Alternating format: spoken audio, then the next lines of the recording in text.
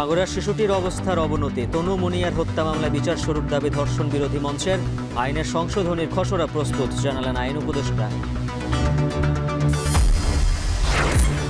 হাইকোর্টের রায়ের পরও কর্মবিরতি প্রত্যাহার নিয়ে দ্বিধা বিভক্ত ইন্টার্ন চিকিৎসকরা। পদযাত্রায় পুলিশি বাধার পর মন্ত্রণালয়ে 4 দফা দাবিতে স্মারকলিপি। গণজাগরণ মঞ্চের নেতাকর্মীরা শাপলা চত্বরে গণহত্যায় জড়িত বললেন চিফ প্রসিকিউটর। শেখ হাসিনা সহ 9 জনের বিরুদ্ধে গ্রেফতারি পরোয়ানা। অজনপ্রিয় দল যে কোনো উপায়ে ক্ষমতায় যেতে চায়, দাবি মির্জা আব্বাসের। ফ্যাসিস্টদের বিচার নিশ্চিতে দ্রুত নির্বাচনের তাগিদ বিএনপি নেতাদের। 4 দিনের সফরে কাল ঢাকায় আসছেন জাতিসংঘ মহাসচিব। প্রধান উপদেষ্টার সঙ্গে যাবেন রোহিঙ্গা ক্যাম্পে।